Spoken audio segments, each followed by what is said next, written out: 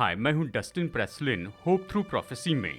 ये वीडियो जो अभी आप देखने वाले हैं, ये शैतान की युद्ध नीति प्रकट करेगा, उसका अंतिम गेम, अंतिम दिनों के लिए। आप सीखेंगे ख्रिस्त विरोधी के बारे में, पशु के चिन्ह के बारे में और यूनाइटेड स्टेट की भूमिका बाइबल की भविष्यवाणी में क्या है। इस वीडियो में ऐसे बहुत से मजबूत सबूत हैं जो मनुष्य के मन के लिए दिलचस्पी लाते हैं। मैं चाहता हूँ इसे देखने के पहले प्रार्थना कीजिए और इस वीडियो को बहुत से लोगों को शेयर कीजिए ताकि ये सच्चाई दुनिया तक पहुंच सके। परमेश्वर आपका मार्गदर्शन करे, आपको आशीष दे इस यात्रा में।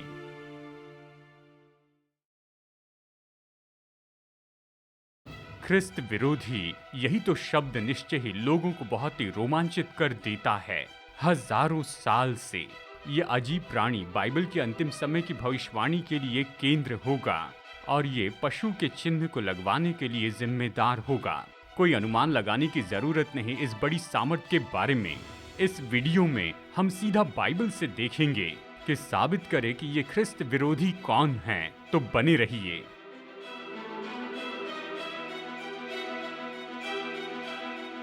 ख्रिस्त विरोधी कौन होगा, इसके बारे में बहुत सी थ्योरी बताई जाती हैं, वो सच में है। और इस वीडियो में हम कोई अफवाह या कोई अनुमान नहीं बताएंगे, लेकिन अभी हम सीधा बाइबल में चलते हैं कि इस ख्रिस्त विरोधी की सामर्थ को पहचान पाए।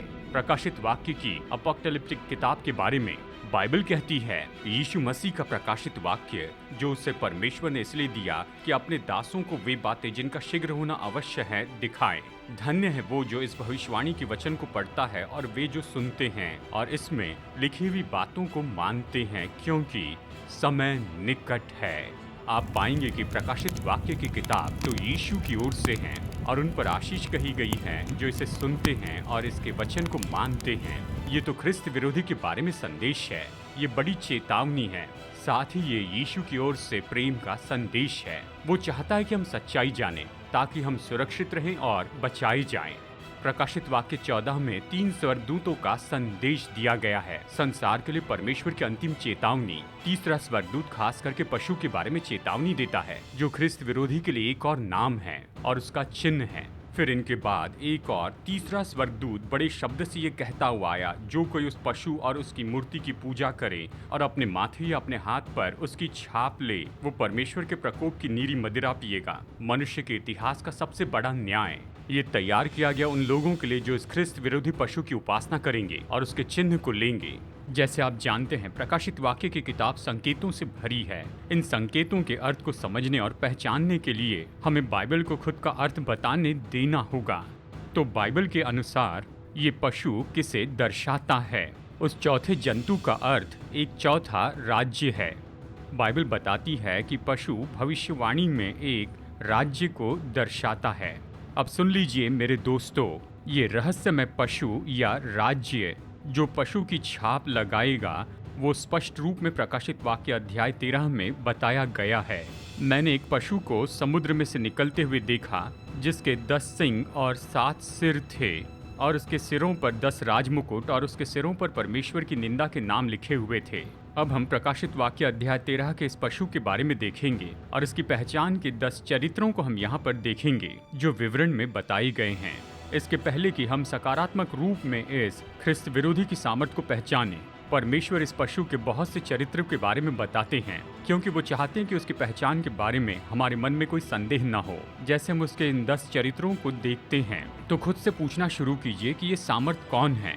आप जो इतिहास के विद्यार्थी हैं, आप इसे निश्चय ही पहचान लेंगे, जिसके बारे में इस वीडियो में हम आपको बाद में बताएंगे। एक, ख्रिस्त विरोधी तो समुद्र से बाहर निकलता है। वो कहता है, मैं समुद्र की रेत पर था और मैंने एक पशु को समुद्र में से निकलते हुए देखा। बाइबल के अनुसार समुद्र तो बहुत भारी आबादी के क्षेत्र को दर्शाता है। जो पानी तूने देखा वे तो लोग और भीड़ और जातियां और भाषाएं हैं। तो इस पशु की सामर्थ तो भारी आबादी वाले क्षेत्र से उत्पन्न होगी। 2, मसीह विरोधी अजगर से अपनी सामर्थ, सिंहासन और अधिकार प्राप्त करता है। उस अजगर ने अपनी सामर्थ और अपना सिंहासन और बड़ा अधिकार उसे दे दिया। ये पशु अपनी सामर्थ, अधिकार और यहाँ तक कि सिंहासन और आसन अजगर से प्राप्त करेगा। अजगर कौन है या क्या है? हम बाइबल से जानते हैं अजगर शैतान को दर्शाता है। कुछ भी हो, बाइबल तो और भी सटीकता से बताती है कि ये अजगर कौन है। वचन 2 में बताती है, एक और चिन्ह स्वर्ग में दिखाई दिया और देखो एक बड़ा लाल अजगर था जिसके 7 सिर और 10 सिंग थे और उसके सिरों पर 7 राज मुकुट थे। आगे कहता है, वो अजगर उस स्त्री के सामने जो जच्चा थी खड़ा हुआ कि जब वो बच्चा जने तो उस बच्चे को निगल जाए। वो बेटा जनी जो लोहे का राजदंड लिए हुए सब जातियों पर राज्य करने पर था। ये वचन मसीहा के जन्म के बारे में बताता है और कैसे शैतान ने मसीह के जन्म के समय उसे नाश करना चाहा। किस सामर्थ के द्वारा शैतान ने इस बात को पूरा करना चाहा? वो तो रोम था। उस समय के राजा हेरोदेस ने यीशु को जन्म के समय मारने की कोशिश की थी।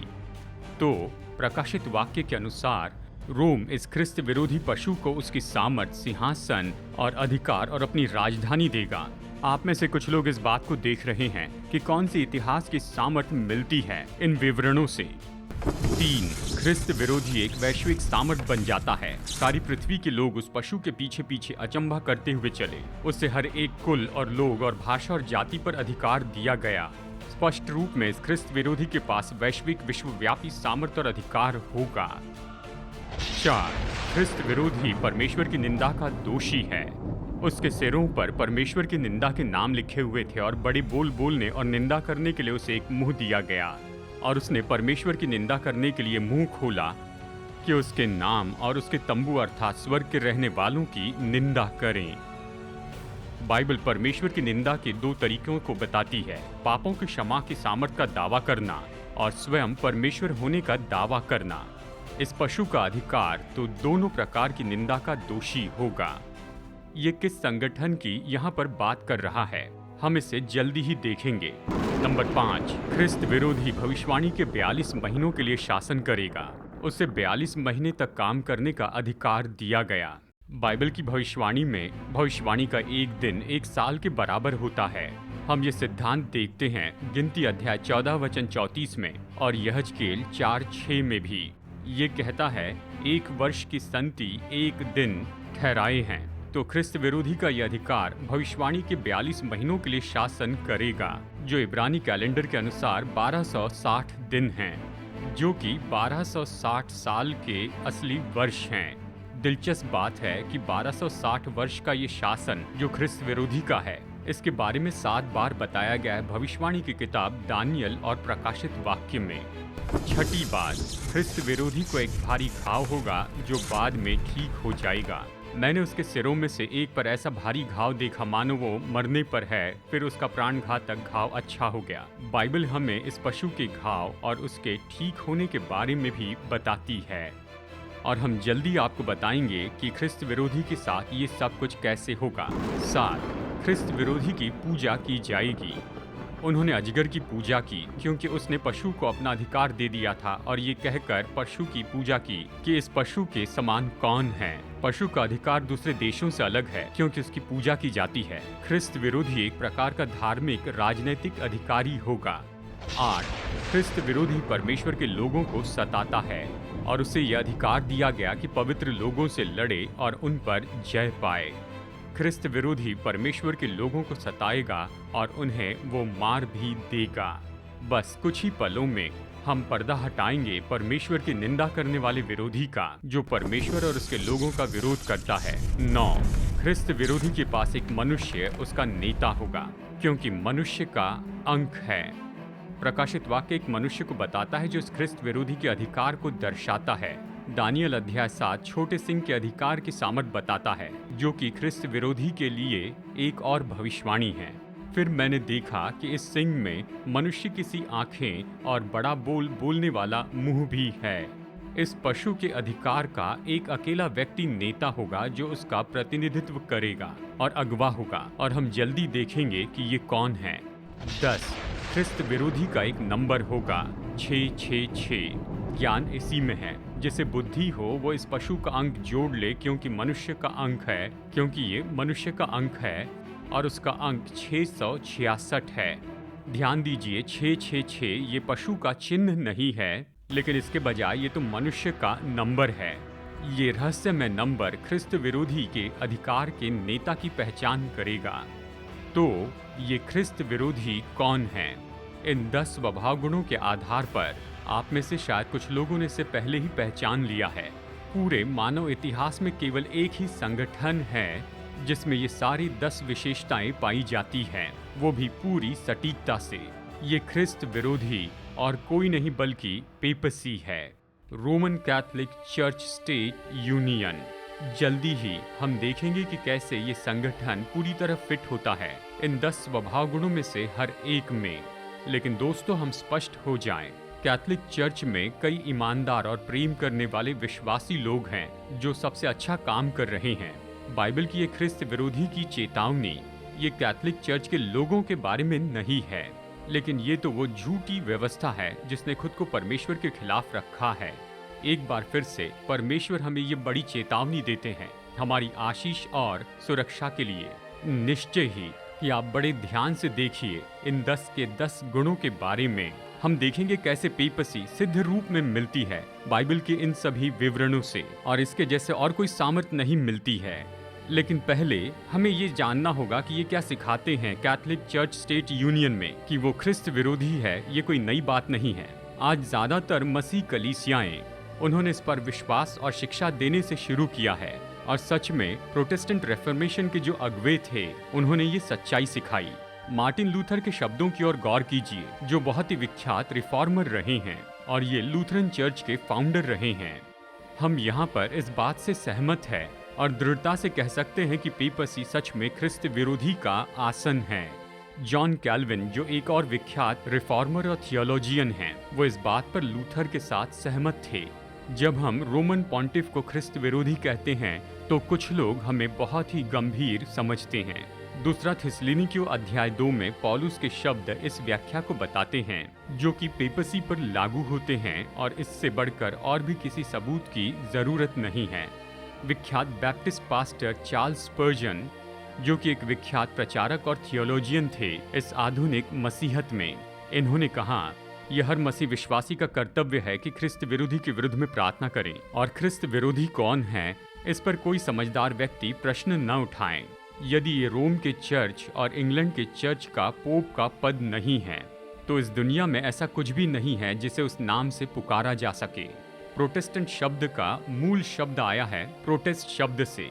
रेफॉर्मेशन तो विरोध करना था, कैथोलिक चर्च की झूठी विधियों और झूठी शिक्षाओं का विरोध करना था। दुख की बात है कि आज बहुत से प्रोटेस्टेंट चर्च ये बात भूल गए हैं कि वो किसका विरोध कर रहे हैं। आजकल ख्रिस्त विरोधी के बारे में बाइबल की इस सच्चाई को सिखाना राजनीतिक रूप में सही नहीं है। यहाँ होप थ्रू प्रोफेसी में हम समर्पित हैं कि आपको सच्चाई बताएं, चाहे ये कितनी भी बेचैन करने वाली क्यों ना हो। हम चाहते हैं कि आप धोखे से बचे और आप तैयार हो जाए, क्योंकि यीशु जल्द वापस आने वाले हैं। अब हम ख्रिस्त विरोधी के इन 10 सबूतों के बारे में विस्तार से देखेंगे। सबूत नंबर 1, पोप का संघ एक अच्छी आबादी वाले क्षेत्र से आया है। बाइबल भविष्यवाणी करती है कि ख्रिस्त विरोधी की सामर्थ तो समुद्र से आएगी। हमने सीखा ये तो कुल और लोग और भाषा और जाति के बारे में है।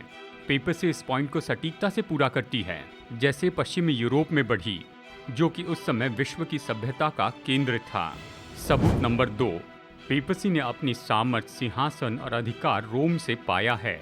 जैसे हम इतिहास में देखते हैं तो इसमें कोई संदेह नहीं है कि रोम ने अपनी सामर्थ, सिंहासन और यहाँ तक कि अपनी राजधानी के शहर को सीधे पेपल रोम को सौंप दिया है, जो कैथोलिक चर्च स्टेट है।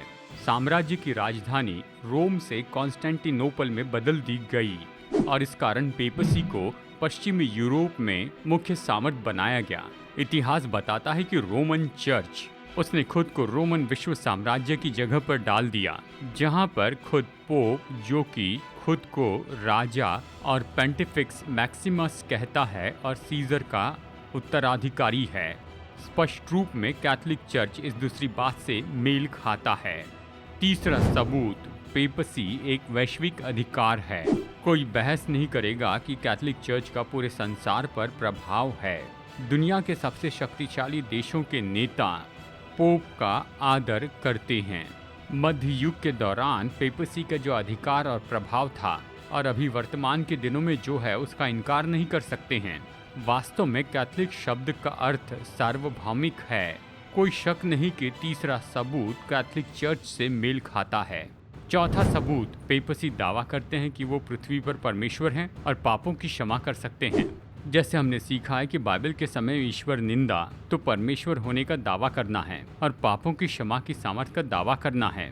पेपसी इस चौथे सबूत से सटीकता से मिलती है। कृपया ध्यान दीजिए दोस्तों, जैसे हम कैथोलिक कैटेसिज्म का ये चौंकाने वाला कोट विचार के लिए ले रहे हैं, क्या प्रीस्ट सच में पापों की क्षमा कर सकते हैं, या वो घोषणा करते हैं कि उन्हें क्षमा कर दिया गया है? क्या मसीह के द्वारा दिए गए अधिकार के आधार पर पापों की क्षमा करते हैं, यानी उस सामर्थ्य के द्वारा जो कि मसीह के द्वारा उन्हें दी गई है? कैथोलिक के अंगीकार की ये पूरी प्रणाली ये परमेश्वर की उद्धार की योजना का बिल्कुल नकली रूप है। केवल परमेश्वर ही पापों को क्षमा कर सकते हैं। पेपसी केवल पापों की क्षमा करने का ही दावा नहीं करती, लेकिन वो विश्वास करते हैं कि पोप स्वयं परमेश्वर के बराबर हैं। 1903 में पोप लियो 13 ने इस तरह कहा, लेकिन चर्च में सर्वोच्च शिक्षक रोमन पॉन्टिफ हैं, इसलिए मन के लिए चर्च और रोमन पॉन्टिफ के प्रति परमेश्वर के बराबरी का समर्पण और आज्ञाकारिता होना है। उन्होंने इस तरह से कहा था। उसी पोप के इस चौंकाने वाले विचार को देखिए। हम यानी पोप इस पृथ्वी पर सर्वशक्तिमान परमेश्वर की जगह लेते हैं। दोस्तों, इस तरह के वाक्य तो परमेश्वर की निंदा से कम नहीं हैं। पांचवा सबूत, पेपसी यानी पोप संघ ने ठीक 1200 वर्षों तक शासन किया। हमने देखा कि बाइबल की भविष्यवाणी में एक दिन एक साल के बराबर है। ये भविष्यवाणी की गई थी कि ख्रिस्त विरोधी भविष्यवाणी के 42 महीनों के लिए राज्य करेगा, जो कुल मिलाकर 1260 साल होते हैं। आइए देखते हैं क्या सच में ऐसा था। ईस्वी सन 538 में पोप संघ को यूरोप में पूरा अधिकार प्राप्त हुआ। इस समय पोप को नियंत्रण और अधिकार देने के सम्राट जस्टिनियन के फरमान का अब कोई विरोध नहीं था। पूरे युग में जब लोगों को आत्मिक और बौद्धिक अंधकार में रखा गया था, तब पोप ने यूरोप के राष्ट्रों पर पूर्ण अधिकार का आनंद लिया, जबकि लोग अंधकार में थे। और फिर सन 1798 में ये वो था जिसे जाना जाता था एक प्राणघातक घाव के रूप में, जब पोप को फ्रांसीसी जनरल बर्तियर द्वारा बंदी बना दिया गया। इस घटना ने यूरोप में पेपसी के अधिकार के अंत को दिखाया। तो बताइए कितने साल बीत गए ईस्वी सन 538 से ईस्वी सन 1798 में? आइए गणित करते हैं। ठीक 1260 साल बीते। भविष्यवाणी का ये सिद्ध रूप में पूरा होना है। जी हाँ, ये एक और ऐसा सटीक सबूत है कि पेपसी ही ख्रिस्त विरोधी है, जिसका दावा और कोई नहीं कर सकता है। छठा सबूत, पोप संघ को एक भारी घाव लगा जो अब ठीक हो गया है। एक बार फिर से 1798 में पोप संघ को एक भारी घाव लगा। नेपोलियन के जनरल बर्तियर ने पोप को बंदी बना लिया, जो पोप संघ की कमजोरी और निर्बलता को दिखाता है, और प्रभावी रूप में उनके 1260 साल के राज्य का अंत किया। कुछ भी हो, बाइबल में ये भविष्यवाणी है कि किसी दिन ये प्राणघातक घाव चंगा होगा। कोई भी पोप संघ के सार्वभौमिक अधिकार, प्रभाव और प्रतिष्ठा के बारे में बहस नहीं करेगा। वास्तव में एक्यूमेनिकल मूवमेंट का लक्ष्य है कि सभी ईसाई आस्थाओं को एक साथ एकजुट करना और विरोध का समापन करना, जो कि प्रोटेस्टेंट विश्वास का मूल था। बिशप टोनी पामर के इन शब्दों पर ध्यान दीजिए, जिन्हें टेली इवेंजलिस्ट केनेथ कोपलैंड ने चर्च नेताओं की एक सभा में बोलने के लिए बुलाया था, जहां पर पूरे देश के चर्च लीडर आए थे। प्रोटेस्ट खत्म हो गया, प्रोटेस्ट खत्म हो गया है। न केवल पामर ने यह दावा किया कि पोप संघ का विरोध समाप्त हो गया है, लेकिन बड़े साहस से उन्होंने इस तरह भी कहा, अगर प्रोटेस्ट ही नहीं है तो प्रोटेस्टेंट चर्च कैसे रहेगा? दोस्तों, ये चलन तो अब शुरू हो गया है कि प्रोटेस्टेंट विश्वास को कमजोर किया जाए और रोम के साथ फिर से जोड़ा जाए। इसी कार्यक्रम में पोप ने स्वयं वीडियो के द्वारा इन लोगों से बातें की। लोगों में से किसी सामान्य मनुष्य ने इस तरह से कहा था, मैंने प्रभु को कोई भी ऐसे चमत्कार करते नहीं देखा जिसे उसने पूरा नहीं किया हो। उसने उसे पूरा ही किया है। वही एकता के इस चमत्कार को पूरा करेंगे। जैसे आप देख सकते हैं, एकता के लिए पोप की अपील को केनेथ कोपलैंड ने स्वीकार किया और उस कमरे में प्रोटेस्टेंट अगुवे भरे थे। और चूंकि हम नहीं जानते कि उसके लिए प्रार्थना कैसे करें, क्योंकि हमें मसीह की देह की एकता के लिए उनके साथ में सहमत होना चाहिए, ताकि मसीह की देह में एकता आ जाए। हम अपने विश्वास की एकता में आते हैं। हालेलुया। वेटिकन इस एक विश्व धर्म को आगे बढ़ाने में बहुत ही प्रमुख है और प्रोटेस्टेंट इसे अपनाने लगे हैं। लेकिन दोस्तों, इसमें नहीं पड़ना। बाइबल ये प्रकट करती है कि ये एकता बहुत बड़े धोखे में लाएगी और अंत में पशु की छाप की ओर ले जाएगी। एकता अच्छी बात है, लेकिन कभी भी सच्चाई की कीमत पर नहीं। रोम के साथ में इस तरह की एकता अमेरिका के संस्थापकों ने कभी नहीं सुनी थी। हमारा देश धार्मिक स्वतंत्रता के सिद्धांतों पर बनाया गया है, राजा के बिना देश और पोप के बिना चर्च। परंतु बाइबल प्रकट करती है कि प्राण घातक घाव चंगा हो जाएगा, और ये भविष्यवाणी तो हमारी ही आंखों के सामने पूरी हो रही है। 7वां सबूत, पेपसी की पूजा की जाती है। बाइबल की भविष्यवाणी में पशु एक देश को दर्शाता है। हालांकि प्रकाशित वाक्य का ये पशु जो ख्रिस्त विरोधी है, ये दूसरों से बिल्कुल अलग होगा। ये एक राष्ट्र और एक धार्मिक अधिकार दोनों होगा जिसकी पूजा की जाएगी। इसमें कोई संदेह नहीं कि पेपसी इस सबूत से भी मेल खाती है। हम सब जानते हैं कि पेपसी एक धार्मिक अधिकार है, लेकिन क्या आप जानते हैं कि वेटिकन सिटी, जो पेपसी का हेडक्वार्टर है, वो सच में एक देश है? और वास्तव में वेटिकन संसार का सबसे छोटा देश है और ये रोम इटली में 0.2 स्क्वायर माइल चौरस का क्षेत्र है। ये तो न्यूयॉर्क शहर के सेंट्रल पार्क के 20% जितना भाग है। इसके छोटे से आकार के बावजूद वेटिकन तो इस संसार में सबसे सामर्थी ऐसा देश है और पूरी दुनिया से ये आराधना प्राप्त करता है, जिसमें 1 बिलियन फॉलोअर से भी बढ़कर हैं। 8वां सबूत, पोप संघ ने परमेश्वर के लोगों को सताया है। बाइबल भविष्यवाणी करती है कि ख्रिस्त विरोधी की ये सामर्थ, इसने परमेश्वर के लोग यानी संतों का लहू बहाया है। बात तो यह है, इतिहास के किसी भी संगठन की तुलना में पोप संघ ही इससे अधिक मेल खाता है और इसका इनकार नहीं किया जा सकता है कि रोम के चर्च ने मानव जाति के बीच मौजूद किसी भी अन्य संस्था की तुलना में अधिक निर्दोष रक्त बहाया है। इसके बारे में कोई भी प्रोटेस्टेंट जिसे इतिहास का ज्ञान है वो कभी सवाल नहीं करेगा। इतिहासकार कहते हैं कि 50 मिलियन से भी ज्यादा लोग पेपसी के द्वारा नाश किए गए उस अंधकार के युग में केवल धर्म के मामलों में। सच्चाई तो ये है कि पोप जॉन पॉल II ने इन सामूहिक हत्याओं को स्वीकार किया और माफी भी मांगी, लेकिन ये इन भयानक अत्याचारों को कम नहीं कर सकता। जॉन वेस्ली, जो मेथोडिस्ट चर्च के संस्थापक हैं, इन्होंने पेपसी के बारे में जिक्र करते हुए साहस से कहा, वो एक पापी मनुष्य हैं क्योंकि वो हर तरह के पाप को माप से ऊपर बढ़ाता है और हर तरह के पाप को ये बढ़ाता है, और सच में उसे विनाश का पुत्र कह सकते हैं। इस तरह से कहा क्योंकि उसने अपने विरोधियों और अनुयायियों दोनों में, यानी ऐसे कई लोगों की मृत्यु के कारण हैं। वो खुद को परमेश्वर के ऊपर मानता है या पूजा किया जाता है, सर्वोच्च अधिकार और सर्वोच्च सम्मान का दावा करते हैं और उन अधिकारों का दावा करते हैं जो केवल परमेश्वर का है। ये देखते हुए कि पिछले कई वर्षों में पोप का पद परमेश्वर के लोगों के साथ कितना अधिक जुड़ा हुआ है, तो ये चौंकाने वाला होगा कि यदि उनकी बाइबल में भविष्यवाणी नहीं की गई है। सबूत नंबर 9, पोप के पद में नेता एक मनुष्य है। रोमन कैथोलिक चर्च का तरीका सबूत 9 को भी पूरा करता है। पोप को इस पूरे संसार के अधिकार का मुख्य अदृश्य व्यक्ति मानते हैं। रॉजर विलियम्स, जो अमेरिका में प्रथम बैप्टिस्ट चर्च के संस्थापक हैं, उन्होंने पोप के बारे में इस तरह से कहा था, पृथ्वी पर मसीह का ढोंग करने वाला विकार, जो परमेश्वर के मंदिर के ऊपर परमेश्वर के रूप में विराजमान है, जो न केवल परमेश्वर कहलाता है बल्कि अपने सभी दास की आत्माओं और विवेक से भी ऊपर है।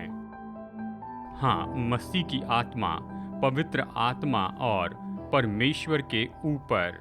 स्वर्ग के परमेश्वर के विरुद्ध बोलना समय और व्यवस्था को बदलने की सोच रहा था, परंतु वो विनाश का पुत्र है। 10वां सबूत, पेपसी का नंबर 666 है। नंबर 666 कई लोगों के लिए बहुत भय और साजिश का स्रोत है, लेकिन इस नंबर के अर्थ पर कोई संदेह नहीं होना चाहिए। कई लोगों ने गलती से इसे पशु की छाप मान लिया है, लेकिन बाइबल कहती है ज्ञान इसी में है, जिसे बुद्धि हो वो इस पशु का अंक जोड़ ले, क्योंकि मनुष्य का अंक है और उसका अंक 666 है, यानी 666, यानी 666 ये पशु का नंबर है और उस संगठन के एक विशेष व्यक्ति का है। ये व्यक्ति कौन हो सकता है? क्या ये पोप है जो पशु अधिकार का नेता हो सकता है? पोप को दिए गए नामों में से एक नाम है वकारियस फेलाइडिए, जो कि लैटिन में परमेश्वर के पुत्र का विकार है या परमेश्वर के पुत्र के लिए विकल्प है। हम पहले भी देख चुके हैं कि पोप के संघ या पेपसी का यही दावा है। ध्यान दीजिए कि जब आप इस नाम के लिए रोमन अंकों को जोड़ते हैं तो क्या होता है, और इस संख्या का जोड़ तो बिल्कुल वही होता है जो आपने अनुमान लगाया, और वो है 666। ये पशु की संख्या है और एक मनुष्य की संख्या है, जैसे कि बाइबल में भविष्यवाणी की गई है। दोस्तों, परमेश्वर चाहता है कि हमें इस पशु के अधिकार की पहचान के बारे में कोई संदेह ना हो। इस वीडियो में हमने 10 अलग अलग सबूत देखे हैं जो पूरी तरह से पोप के द्वारा किए गए हैं, और ये ज्ञान आवश्यक है क्योंकि यही ख्रिस्त विरोधी पशु का अधिकार होगा जो पूरी दुनिया में पशु की छाप लेने के लिए लोगों को उकसाएगा। बहुत ही जल्दी इस वीडियो में आप इस चिन्ह को देख पाएंगे। इससे बिल्कुल न चूके दोस्तों, आपका अनंत जीवन दांव पर लगा है। एक बार फिर से ख्रिस्त विरोधी के बारे में ये चेतावनी, ये कैथोलिक चर्च के हमारे बहुमूल्य मित्रों पर हमला नहीं है, लेकिन स्वयं शैतान के विरुद्ध में और नकली पूजा प्रणाली के खिलाफ है जो खुद को परमेश्वर के खिलाफ रखती है। ये स्वयं यीशु की ओर से चेतावनी और प्रेम का संदेश है, जो ये चाहते हैं कि हम सब लोग, जिनमें कैथोलिक्स भी हैं, कि हम उसके राज्य में बचाए जाएं।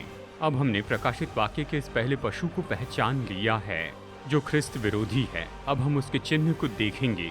ये सभी मनुष्यों के लिए अंतिम परीक्षा है और वो है पशु का चिन्ह। पशु की छाप पूरे मानव इतिहास में सबसे जरूरी चेतावनी, और ये स्वयं परमेश्वर ने दी है। जो कोई उस पशु की और उसकी मूर्ति की पूजा करे और अपने माथे या अपने हाथ पर उसकी छाप ले, तो वो परमेश्वर के प्रकोप की नीली मदिरा जो उसके क्रोध के कटोरे में डाली गई है पिएगा। बहुत से विश्वासी लोग इस गड़बड़ी में है कि ये रहस्यमय छाप क्या है। ये ज्ञान आवश्यक है क्योंकि जो भी इस छाप को लेगा वो अनंत काल के लिए नाश हो जाएगा। हम सीधा बाइबल से देखेंगे कि इसे 100% सटीकता से बता सके कि पशु की छाप क्या है और आप कैसे इससे बच सकते हैं। इसके पहले कि हम आपको पशु की छाप दिखाएं, हम सबसे पहले पशु की पहचान कर लेते हैं और अंतिम समय में अपने लोगों के लिए परमेश्वर की छाप क्या होगी, जिसके विरुद्ध में पशु की छाप तो बिल्कुल वैसी ही नकली है। पहले आइए हम स्वर्ग के कोर्ट में चलते हैं, जहां अच्छाई और बुराई के बीच में ये संघर्ष शुरू हुआ।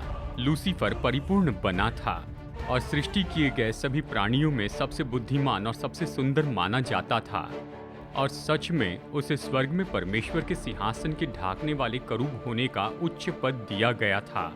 इस सिंहासन के भीतर परमेश्वर की 10 पवित्र आज्ञाएं हैं जो उसके न बदलने वाले स्वभाव को दर्शाने वाली है, और ये पूरी दुनिया के लिए नैतिक जीवन जीने की आज्ञा है। लूसीफर को परमेश्वर की बाकी सृष्टि के जैसे ही स्वतंत्र इच्छा शक्ति दी गई थी। इस स्वतंत्र इच्छा का उपयोग करके परमेश्वर की महिमा और सम्मान करने के बजाय लूसीफर ने बलवे का चुनाव किया और अपने हृदय को गर्व और घमंड से भरने दिया। उसने परमेश्वर के सिंहासन की लालसा की। जिस दिन से तू सिरजा गया और जिस दिन तक तुझ में कुटिलता न पाई, उस समय तक तू अपने सारे चाल चलन में निर्दोष रहा। लूसीफर अधर्म या पाप करने वाला पहला व्यक्ति बन गया, जिसे बाइबल परमेश्वर की आज्ञा तोड़ने के रूप में बताती है। उसने वही 10 आज्ञाओं को तोड़ा जो उसे स्वर्ग में ढांकने के लिए सौंपा गया था, और उसे ये आज्ञा दी गई थी। परमेश्वर के प्रति अपनी वफादारी न दिखाते हुए अंत में लूसीफर को स्वर्ग से निकाल दिया गया। उसके साथ बलवा करने वालों को भी निकाला, जो स्वर्ग के 1/3 स्वर्गदूत थे। परमेश्वर ने लूसीफर को उसी समय क्यों खत्म नहीं किया? अगर ऐसा करते तो पूरी दुनिया डर के मारे ही परमेश्वर की आज्ञा मानते, प्रेम के बजाय। परमेश्वर के चरित्र और उसकी व्यवस्था के बारे में बहुत से संदेह होते। परमेश्वर पाप को होने देता है ताकि हर एक मनुष्य पाप का परिणाम देख सके और वो स्वयं निर्णय ले सके कि वे किस स्वामी की सेवा करेंगे। अब भले और बुरे के बीच में युद्ध छिड़ गया है और अब ये ग्रह युद्ध का मैदान है। लूसीफर, जिसे अब शैतान के रूप में जानते हैं, वो पृथ्वी पर घूमता है, मनुष्य की परीक्षा करना चाहता है। मनुष्य जो परमेश्वर की सृष्टि का मुकुट है कि वो अपने सृजनहार और उसके पवित्र वचन की आज्ञा के खिलाफ बलवा करे। बाइबल चेतावनी देती है कि सचेत हो जाओ, जागते रहो, क्योंकि तुम्हारा विरोधी शैतान गरजने वाले सिंह की नाई इस खोज में रहता है कि किसको फाड़ खाए। शैतान ने एक सर्प के रूप में उसने हमारे पहले माता पिता आदम और हव्वा को पाप में फंसाया, जिससे इस संसार में मृत्यु, पीड़ा और शोक आया। यीशु मसीह जो मानव जाति के हीरो हैं, वो इस पृथ्वी पर आए कि हमारे पापों के लिए तोड़े गए परमेश्वर की आज्ञाओं के लिए मृत्युदंड के द्वारा भुगतान करें। यीशु सिद्ध जीवन जिए और उसने अपने पिता की आज्ञाओं को माना, तो भी वो हमारे लिए मरा ताकि हम जीवित रह सके। क्रूस पर उसके बलिदान की मृत्यु परमेश्वर के बारे में 2 बातें साबित करती हैं। उसमें पहला है, परमेश्वर धर्मी है, उसकी 10 आज्ञाएं अनंत हैं और उसे कभी बदला नहीं जा सकता। यहाँ तक कि यीशु को परमेश्वर के तोड़ी गई आज्ञाओं के लिए दंड भुगतना पड़ा, जबकि उसने हमारे पापों को अपने ऊपर उठा लिया। दूसरा कि ये साबित करता है कि परमेश्वर प्रेम है, उसने अपने पुत्र को मरने के लिए भेजा ताकि हम जीवित रहें। पूरे इतिहास में शैतान ने विभिन्न राष्ट्रों और एजेंसियों के माध्यम से काम किया कि परमेश्वर के लोगों की परीक्षा करे, उन्हें धोखा दे और नाश कर दे, जिसमें प्राचीन मिस्र और आत्मिकता की शिक्षा भी शामिल है कि आत्मा मृत्यु के बाद भी जीवित रहती है। और बेबीलोन भी अपनी मूर्ति पूजक प्रथाओं और जादू टोने से, और क्रूर रोमी साम्राज्य जिसने यीशु को बचपन में ही मारने की कोशिश की। और जैसे हमने पिछले वीडियो में देखा कि शैतान रोमन कैथोलिक चर्च संघ का उपयोग करके परमेश्वर के लोगों को सताने और धोखा देने के लिए चर्च में घुस आएगा कि लोगों को भरमाए। लेकिन इतिहास के हर एक समय में परमेश्वर के पास ऐसे लोग थे जो हमेशा उसके लिए खड़े रहें। सबसे भयानक हमलों के बीच में भी मसीह और शैतान के बीच में ये जो बड़ा मतभेद है, ये तो पूरी सदियों से चलता आ रहा है और आज भी ये बिल्कुल जारी है। चाहे हम इसे जाने या न जाने, हम में से हर एक व्यक्ति युद्ध में जुड़ा है। ये हमारी आत्मा के लिए युद्ध है। हमें निर्णय लेना होगा। ये हमारा चुनाव है कि हम किस स्वामी की सेवा करेंगे, मसीह की या शैतान की। पूरे इतिहास में परमेश्वर के प्रति निष्ठा हमेशा एक बात से साबित हुई है, आज्ञाकारिता से। इससे हम जान लेंगे कि हम उसे जान गए हैं। जो कोई ये कहता है कि मैं उसे जान गया हूँ और उसकी आज्ञाओं को नहीं मानता, वो झूठा है और उसमें सत्य नहीं है। पर जो कोई उसके वचन पर चले, उसमें सचमुच परमेश्वर का प्रेम सिद्ध हुआ है। इस तरह वचन कहता है। हमारी क्रियाएं और हमारे निर्णय परमेश्वर और पूरी दुनिया को दिखाते हैं कि हम किसके हैं। तो पशु की ये जो छाप है, मानव जाति के लिए अंतिम परीक्षा है। ये आराधना का विषय है और आज्ञाकारिता का विषय है। हम किसकी सेवा करेंगे? इसके पहले कि हम इस छाप के बारे में बताएं, हमें पहले पशु को पहचानना होगा, जिसे ख्रिस्त विरोधी के नाम से जाना जाता है। मानव इतिहास में केवल एक ही अधिकार है जो पशु के बारे में बाइबल की सारी बातों से पूरी तरह से मेल खाते हैं, Roman Catholic church state union यानी पेपसी। ये कैथोलिक चर्च के लोगों के ऊपर कोई हमला करना नहीं है, लेकिन ये झूठी उपासना के खिलाफ एक चेतावनी देना है। और ये कोई नई शिक्षा नहीं है, लेकिन पूरी दुनिया में प्रोटेस्टेंट ने इसे सत्य के रूप में स्वीकार किया है। बहुत से मसीह रिफॉर्मर और प्रचारक जैसे कि लूथर, कैल्विन, वेस्ली, विलियम्स, स्पर्जन और बहुत से, इन सब में यही दृष्टिकोण था। हालांकि इसके पहले कि हम पशु की छाप को देखें, ख्रिस्त विरोधी की एक और विशेषता पर हमें चर्चा करना बहुत ही जरूरी है। ख्रिस्त विरोधी के बारे में दानियल का विवरण हम इसमें पढ़ते हैं कि वो समयों और व्यवस्थाओं के बदलने की आशा करेगा। क्या ये सच है कि पेपसी या प्रकाशित वाक्य 13 का ये पशु वो परमेश्वर के समय और व्यवस्था को बदलने की कोशिश करेगा? हाँ, ये सच है। अपने आधिकारिक कैटेसिज्म में कैथोलिक चर्च ने 10 आज्ञाओं को बदल दिया है और उन्होंने दूसरी आज्ञा को हटा दिया है जो मूर्ति पूजा के लिए मनाही करती है, और उन्होंने 10वीं आज्ञा को 2 भागों में विभाजित किया है ताकि कुल मिलाकर वो फिर से 10 ही रहें। परंतु उस समय के बारे में क्या जो दानियल 7:25 कहता है? क्या पेपसी ने किसी तरह से परमेश्वर का समय बदलने की कोशिश की? जी हाँ, उन्होंने किया। एक बार फिर से अपने ऑफिशियल कैटेकिज्म में कैथोलिक चर्च ने 4थी आज्ञा को छोटा कर दिया है जो शब्द के बारे में बताता है। ये एकमात्र आज्ञा है जो समय से संबंधित है। इसे 94 शब्दों से घटाकर 8 शब्दों में किया। इसके अलावा उन्होंने खुले तौर पर निंदा करते हुए विश्राम दिन को बाइबल की आज्ञा के अनुसार 7वें दिन से हटाकर, जैसे कि 7वां दिन जिसके बारे में बाइबल आज्ञा देती है, उसे हफ्ते के पहले दिन में बदल दिया, जिसे हम रविवार के रूप में जानते हैं। दोस्तों, कृपया कर इसके लिए मेरे शब्द न लें। उन्होंने अपने आधिकारिक लेखन में कैथोलिक कैटेसिज्म में पोप का संघ कहता है। पेपेसी ये कहती है, सवाल है विश्राम का दिन कौन सा है? जवाब है शनिवार ही सब्त का दिन है। सवाल, तो फिर शनिवार के बजाय रविवार का पालन क्यों करते हैं? जवाब है शनिवार की जगह हम रविवार मानते हैं क्योंकि कैथोलिक चर्च ने लाउदीसिया की काउंसिल में इसे शनिवार से बदलकर रविवार के दिन में बदल दिया। कैथोलिक चर्च परमेश्वर के पवित्र आज्ञा को बदलने के अधिकार के बारे में दावा करते हैं। यदि उनके पास ऐसा अधिकार नहीं होता तो वो सभी आधुनिक धर्मवादी लोगों को उनसे सहमत नहीं करा सकते थे। वो सप्ताह के पहले दिन यानी रविवार को बदल नहीं सकती थी उस शनिवार के दिन के बजाय, जो कि 7वां दिन था। ये बदलाव वचन की बुनियाद के आधार पर नहीं लाया गया है। क्या किसी मनुष्य या किसी संगठन में इतनी सामर्थ्य है कि परमेश्वर की आज्ञा को बदल दे? बिल्कुल नहीं है। बाइबल कहती है, जो आज्ञा मैं तुमको सुनाता हूँ उसमें न तो कुछ बढ़ाना और न कुछ घटाना। तुम्हारे परमेश्वर यहोवा की जो जो आज्ञा मैं तुम्हें सुनाता हूँ उन्हें तुम मानना। झूठी शिक्षा तो मसीह कलीसिया में घुस कर आ गई है, जो ये कहती है कि अब परमेश्वर की आज्ञाओं का पालन करना आवश्यक नहीं है।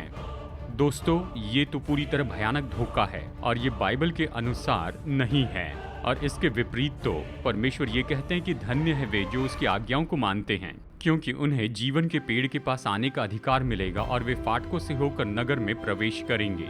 और हम पहले भी देख चुके हैं कि परमेश्वर की आज्ञाओं का पालन करना इस बात को दर्शाता है कि हम उसके हैं। तो ये बात समझ में आती है कि ख्रिस्त विरोधी पशु परमेश्वर की व्यवस्था बदलने की कोशिश करेगा कि लोगों को धोखा दे और वो आज्ञा भंग करे और परमेश्वर से दूर होते चले जाएं। सच में परमेश्वर की छाप का संबंध तो परमेश्वर की व्यवस्था के प्रति निष्ठा और आज्ञाकारिता से है। चेतावनी का पत्र बंद कर दो, मेरे चेलों के बीच शिक्षा पर छाप लगा दो। इसके पहले कि हम पशु की छाप के बारे में बताएं, अब हम परमेश्वर की छाप को पहचान लेंगे, जिसके सामने पशु की छाप तो इसकी नकल होती है। अगर आप बैंकर से पूछे कि नकली नोट जानने का सबसे अच्छा तरीका है कि पहले सच्चे नोटों को जान लें। प्राचीन काल में जब राजा कोई घोषणा भेजता था तो उसकी मोहर पर ये 3 बातें बहुत जरूरी होती थी: नाम, शीर्षक और राज्य। ऑफिशियल छाप में ये तीनों चीजें जरूर होती हैं। तो परमेश्वर की छाप के बारे में क्या हमने सीखा? इसका संबंध परमेश्वर की आज्ञाओं को मानने से है। क्या किसी आज्ञा में ये तीनों चीजें ऑफिशियल सील के रूप में हैं? जी हाँ, एक आज्ञा है। चौथी आज्ञा के बारे में देखिए, तो विश्राम दिन को पवित्र मानने के लिए स्मरण रखना। 6 दिन तो तू परिश्रम करके अपना सब कामकाज करना, परंतु 7वां दिन तेरे परमेश्वर यहोवा के लिए विश्राम दिन है। ये परमेश्वर का नाम है। उसमें न तो तू कुछ कामकाज करना, क्योंकि 6 दिनों में यहोवा ने, ये परमेश्वर का शीर्षक है, आकाश और पृथ्वी और समुद्र और जो कुछ उनमें है सबको बनाया। ये परमेश्वर का राज्य है। और 7वें दिन विश्राम किया। इसलिए हम देख सकते हैं कि सब्त ही ये परमेश्वर की एकमात्र आज्ञा है जिसमें ऑफिशियल सील के ये तीनों गुण दिखाई देते हैं: परमेश्वर का नाम, उसका शीर्षक और उसका राज्य। प्रभु के सब्त के बारे में कहते हुए बाइबल बताती है, फिर मैंने उनके लिए अपने विश्राम दिन ठहराए जो मेरे और उनके बीच चिन्ह ठहरे, कि वे जाने कि मैं यहोवा उनका पवित्र करने वाला हूँ। ये कहता है, और मेरे विश्राम दिनों को पवित्र मानो कि वे मेरे और तुम्हारे बीच चिन्ह ठहरे, जिससे तुम जानो कि मैं तुम्हारा परमेश्वर यहोवा हूँ। बाइबल प्रकट करती है कि ये शब्द मुहर, छाप, टोकन या चिन्ह एक दूसरे के जगह उपयोग किए जा सकते हैं। अंतिम दिनों में शैतान अपनी छाप देगा, लेकिन सब तो परमेश्वर का चिन्ह है या छाप है उसके विश्वास योग्य लोगों के लिए जो सुरक्षित रहेंगे और वो अनंत जीवन प्राप्त करेंगे। तो आइए जो सीखा है उसका सारांश देखें। पहली बात कि पशु की छाप पशु के अधिकार से आएगी, जिसे हमने पहचान लिया है कि ये पेपसी है।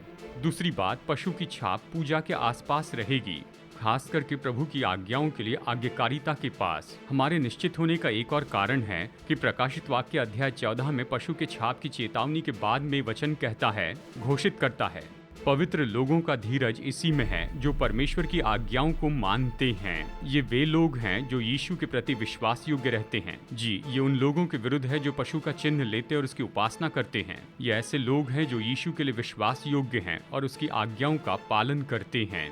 तीसरी बात, पशु की छाप परमेश्वर की छाप की जगह लेना चाहेगी, उसके विपरीत होगा और वो तो नकली होगा। जो हमने सीखा है कि ये तो सत्य है। और अब समय आ गया है दोस्तों, ऐसा पल जिसका हम इंतजार कर रहे थे, वो ये है कि पशु की छाप क्या है। तो आइए पशु की सामर्थ्य यानी ये पेपसी ही हमारे लिए इस सवाल का जवाब दे। चर्च बाइबल के ऊपर है और विश्राम दिन का शनिवार से रविवार करना इसका एक सकारात्मक सबूत है। ये इस बात को साबित करके दिखाता है। विश्राम दिन के इस बदलाव के बारे में पेपसी ने खुले रूप में स्वीकार किया है। ये बात धार्मिक मामलों में उनकी कलीसियाई सामर्थ्य और अधिकार का प्रतीक है। रविवार को पवित्र मानना यही तो पशु की छाप है। विश्राम दिन को इस तरह से बदलना ये तो पशु की छाप है। ये पशु का अधिकार का चिन्ह और संकेत है। अब स्पष्ट कह देता हूँ, बहुत से ईमानदार और प्रेमी विश्वासी लोग रविवार को आराधना करते हैं या मानते हैं कि ये पवित्र दिन है। हम किसी के भी दिल का न्याय नहीं कर रहे हैं। परमेश्वर हमें उन्हीं बातों के लिए जिम्मेदार ठहराते हैं जो हम जानते हैं या हमें जानने का अवसर मिला है।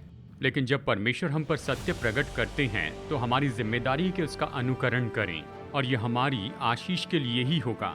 इसे देखना बहुत महत्वपूर्ण है कि अभी इस समय किसी पर भी पशु का चिन्ह नहीं है। हम सीखेंगे कि ये किस समय होगा, बस कुछ ही पल में। दोस्तों, हफ्ते में केवल एक ही दिन पवित्र है और वो तो 7वें दिन का सब्त है, जो शुक्रवार शाम से शुरू होकर शनिवार शाम तक रहता है। और परमेश्वर ने अपना काम जिसे वो करता था 7वें दिन समाप्त किया और उसने अपने किए हुए सारे काम से 7वें दिन विश्राम किया। और परमेश्वर ने 7वें दिन को आशीष दी और पवित्र ठहराया, क्योंकि उसमें उसने अपनी सृष्टि की रचना के सारे काम से विश्राम लिया। ध्यान दे कि परमेश्वर ने 7वें दिन को आशीष दिया, किसी एक 7वें दिन को नहीं। और उसने विशेष करके उस दिन को आशीष दी जिसमें उसने इस दुनिया को बनाने का काम खत्म किया। केवल परमेश्वर ही दिन को पवित्र बना सकते हैं और हमारे पास कोई अधिकार नहीं कि दूसरा दिन चुने। शनिवार से रविवार में बदलकर पेपसी ने विश्राम दिन के लिए बिल्कुल एक नकली चीज तैयार की है। परमेश्वर की छाप, जैसे बाइबल में भविष्यवाणी की है, समयों और व्यवस्था को बदल देना चाहा और ऐसा करके वे बाइबल से और परमेश्वर से भी ऊपर होने का दावा करते हैं। लेकिन परमेश्वर बाइबल के बजाय मनुष्य की बातों के सिखाने पर क्या कहते हैं? और वे व्यर्थ मेरी उपासना करते हैं क्योंकि मनुष्यों की विधियां और धर्मोपदेश को सिखाते हैं। तो कैसे कोई पशु की छाप ले सकता है या परमेश्वर की छाप को? प्रकाशित वाक्य 13 के पशु के बारे में कहते हुए, जो कि पेपसी है, बाइबल कहती है उसने छोटे बड़े, धनी कंगाल, स्वतंत्र दास सबके दाहिने हाथ या उनके माथे पर एक छाप करा दी है। इस तरह बाइबल कहती है।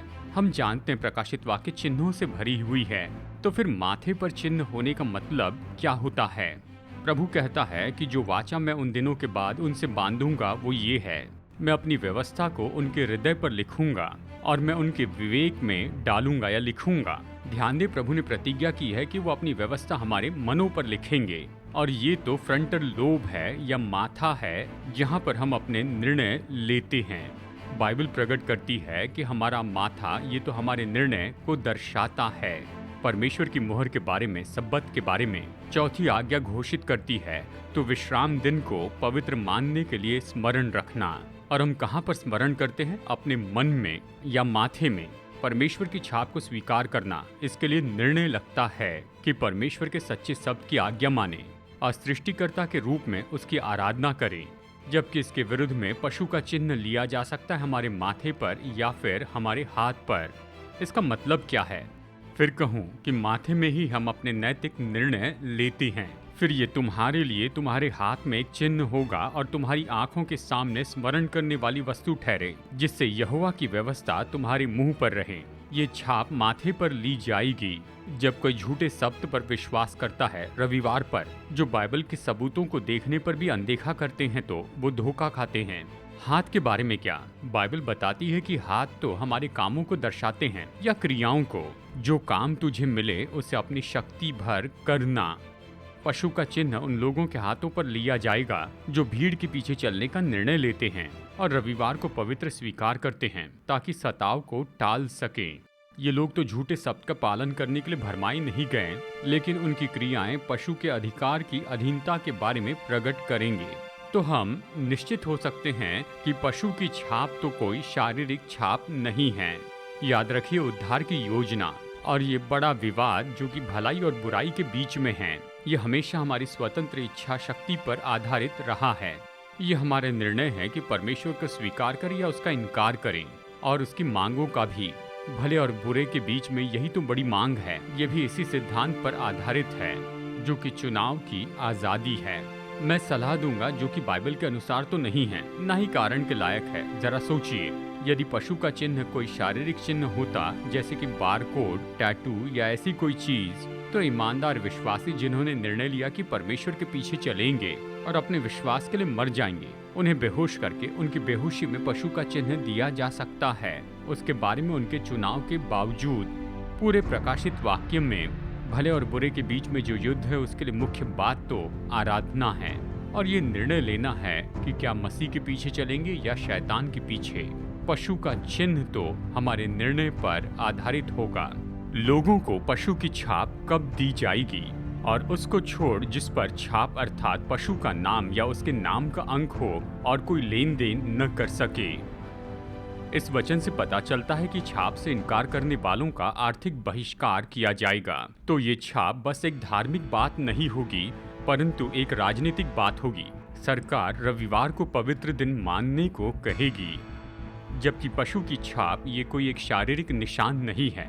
तो सरकार उन लोगों की कैसे पहचान कर पाएगी जो अंतिम दिनों में खरीद या बेच नहीं सकते हैं।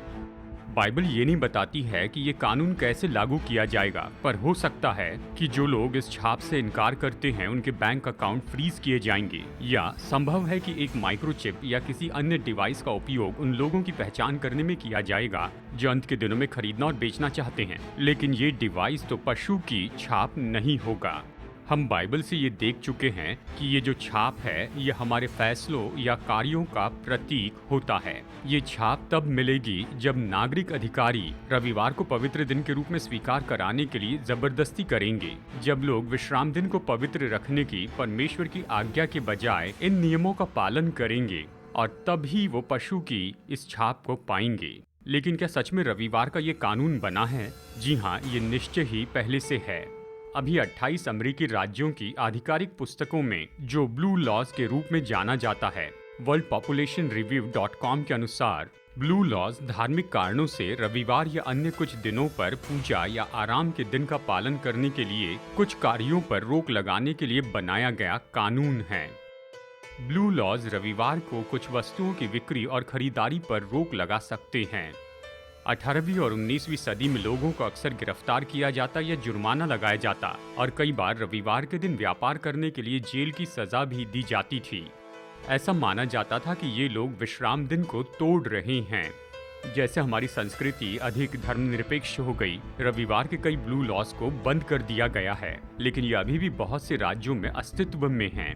कई बार रविवार के दिन शराब की बिक्री पर पाबंदी लगाई जाती है। अक्सर ब्लू लॉज को बचाए जाने की कोशिश की जाती है क्योंकि वो सोचते हैं ये धर्मनिरपेक्ष और धार्मिक लाभ दोनों के लिए होते हैं। तो इस रविवार के कानून में क्या समस्या है?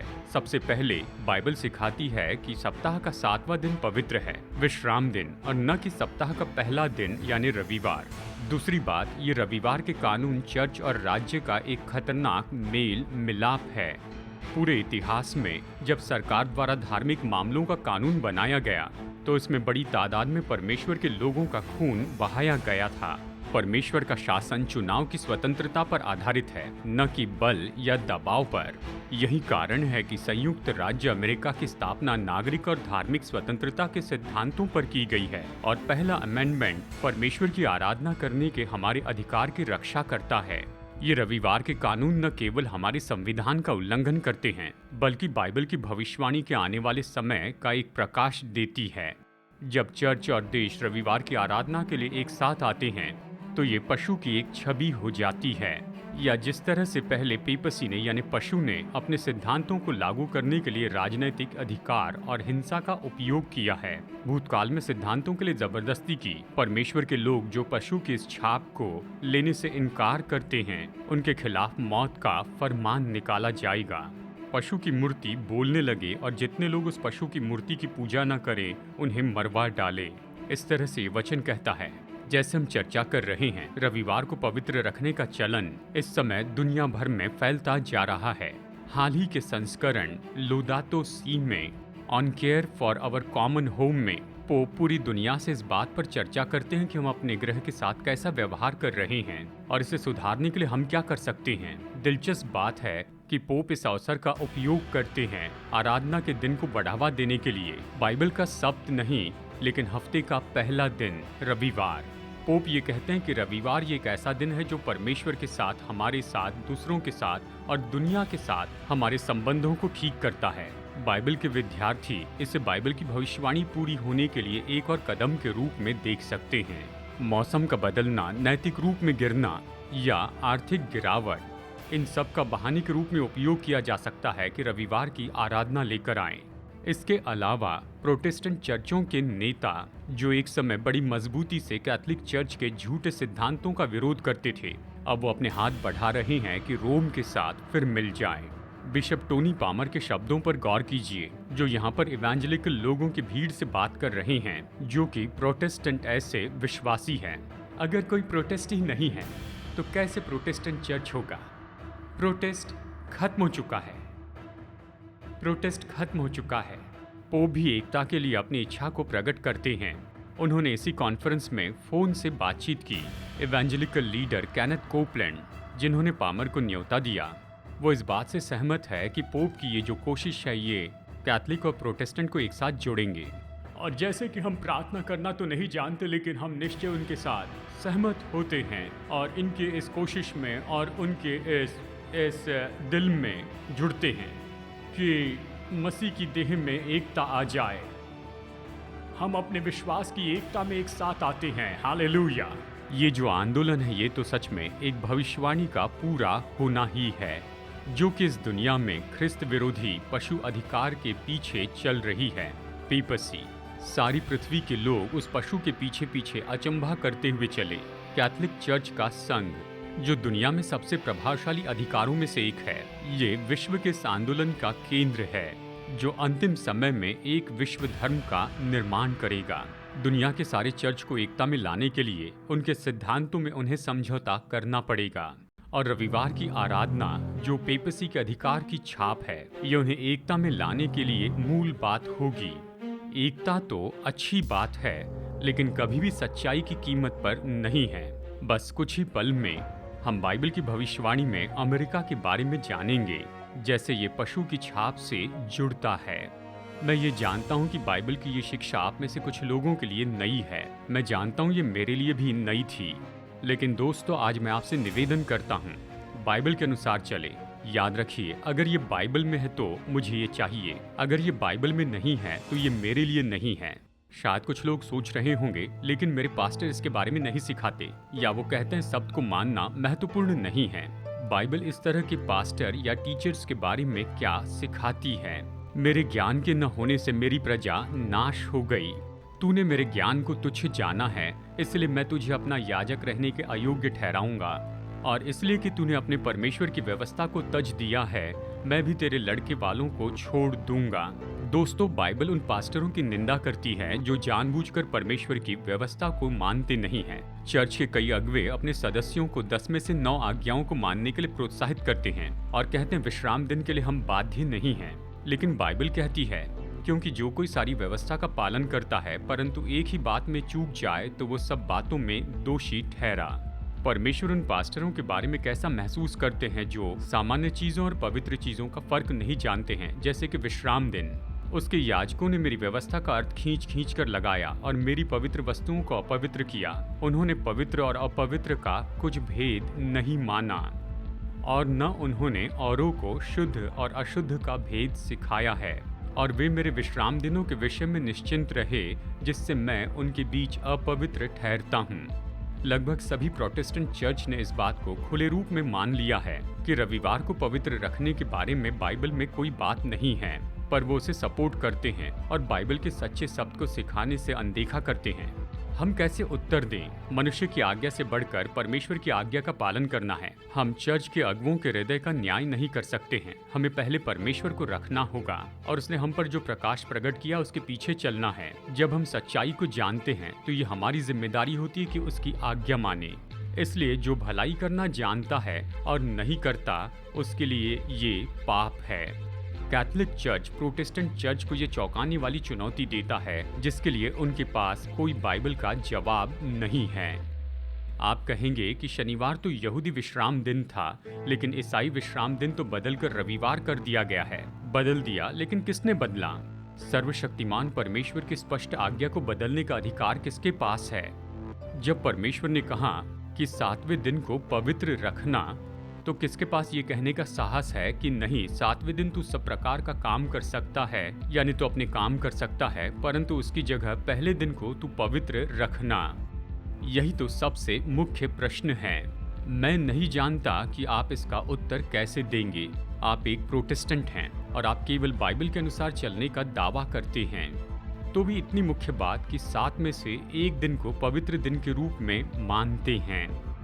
तुम बाइबल के स्पष्ट वचन के खिलाफ जाते हो और जो करने की बाइबल में आज्ञा नहीं दी गई है उसे तुम उस जगह एक और दिन डाल देते हो। 7वें दिन को पवित्र रखने की जो आज्ञा है, ये 10 आज्ञाओं में से एक है। आप मानते हैं कि बाकी 9 अभी भी हैं, तो चौथी आज्ञा को बदलने का अधिकार किसने दिया? अगर आप अपने ही सिद्धांतों में बने रहते हैं, अगर आप बाइबल यानी केवल बाइबल का ही अनुकरण करते हैं, तो आपको नए नियम के कुछ भागों में से ये बताना होगा जिसमें ये चौथी आज्ञा बदल दी गई हो। दोस्तों, परमेश्वर की आज्ञा पर हमला और उल्लंघन किया गया है। उसका पवित्र दिन यानी सब पूरे दुनिया के अधिकांश मसीह लोगों के द्वारा बदला जा रहा है। सत्य हमेशा विख्यात नहीं होता, लेकिन नोहा के दिनों के जैसे ही, और जैसे दानियल बेबीलोन में था, और जैसे कुछ चेले जो यीशु के पीछे चले, परमेश्वर के कुछ सच्चे अनुयायी हैं जो उन पर प्रकट किए गए सत्य का पालन करते हैं, चाहे वो नया और अलग ही क्यों न हो। परमेश्वर ऐसे लोगों को ढूंढ रहे हैं जो इन अंतिम दिनों में उसके लिए खड़े रहें। बाइबल इस विश्वास योग्य समूह के बारे में कहती है, पवित्र लोगों का धीरज इसी में है जो परमेश्वर की आज्ञाओं को मानते और यीशु पर विश्वास रखते हैं।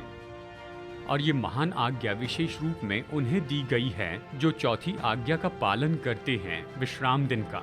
यदि तू विश्राम दिन को अशुद्ध न करे, अर्थात मेरे उस पवित्र दिन में अपनी इच्छा पूरी करने का यत्न न करें और विश्राम दिन को आनंद का दिन और यहोवा का पवित्र किया हुआ दिन समझकर माने, तो उसका सम्मान करके उस दिन अपने मार्ग पर न चलें, अपनी इच्छा पूरी न करें और अपनी ही बातें न बोलें, तो तू यहोवा के कारण सुखी होगा और मैं तुझे देश के ऊंचे स्थानों पर चलने दूंगा और मैं तेरे मूल पुरुष याकूब के भाग की उपज से तुझे खिलाऊंगा, क्योंकि यहोवा ही के मुख से ये वचन निकला है। अद्भुत प्रतिज्ञा है। आशा है कि आप मेरे साथ में जुड़ेंगे, परमेश्वर के सच्चे शब्द के दिन का आदर करेंगे और इसके साथ आने वाली शांति और विशेष आशीष को प्राप्त करेंगे। पृथ्वी के इतिहास के अंतिम दिनों में जब परमेश्वर के लोगों पर मृत्यु का आदेश दिया जाएगा जो आराधना के झूठे दिन को स्वीकार करने से इनकार करते हैं, तो आसमान में एक तेज आवाज गूंजेगी, जब तक हम अपने परमेश्वर के दासों के माथे पर मुहर न लगा दे तब तक पृथ्वी और समुद्र और पेड़ों को हानि न पहुंचाना। हाँ, जो लोग सच्चे विश्राम दिन का पालन करते हैं उन पर परमेश्वर की मुहर अंतिम दिनों में उनकी रक्षा करेगी। शद्रक, मेशक और अबेदनगो के जैसे बेबीलोन के उस आग के भट्टे में परमेश्वर इस बड़े परीक्षण का उपयोग करेंगे और उनके चरित्र को परखेंगे और शुद्ध करेंगे कि उन्हें स्वर्ग के लिए तैयार करें। और जैसे उसने इन विश्वास योग्य हिब्रू लोगों के लिए किया, वो बड़ी परीक्षा में हमारे साथ होंगे और वो हमें छुड़ाएंगे। लेकिन जो इस भयानक छाप को लेंगे वो इस बयान से बाहर दुख को सहेंगे और वो तो अनंत जीवन को पूरी तरह चूक जाएंगे। प्यारे दोस्तों, आप इस अनंत काल की हानि से बच सकते हैं। मुझे विश्वास है एक कारण के लिए परमेश्वर ने आपको ये वीडियो दिखाया ताकि आप सच्चाई को जान सकें। अब हमारे सामने एक बड़ा चुनाव है, क्या मनुष्य की आज्ञा माने या परमेश्वर की आज्ञा माने? क्या आप भीड़ के पीछे चलेंगे या फिर सच्चाई के पीछे चलेंगे? पशु का चिन्ह तो केवल आराधना के बारे में है, और आराधना तो सीधा आज्ञाकारिता के साथ में जुड़ी है। क्या तुम नहीं जानते कि जिसकी आज्ञा मानने के लिए तुम अपने आप को दासों की नाई सौंप देते हो, उसी के दास हो जिसकी तुम आज्ञा मानते हो। हमारे जीवन पर किसका अधिकार है, हमारा खुद का, मनुष्य का या परमेश्वर का? दोस्तों, यीशु आपसे ये अपील करते हैं आज, यदि तुम मुझसे प्रेम रखते हो तो मेरी आज्ञाओं को मानोगे।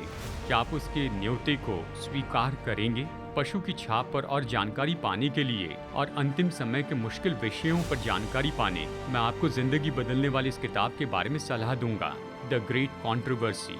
अब हम पशु की छाप को पहचान गए हैं। अब हम देखेंगे कि अंतिम दिनों में कैसे लोगों पर इसकी जबरदस्ती की जाएगी और यूनाइटेड स्टेट्स ऑफ अमेरिका की भूमिका बाइबल की भविष्यवाणी में क्या है।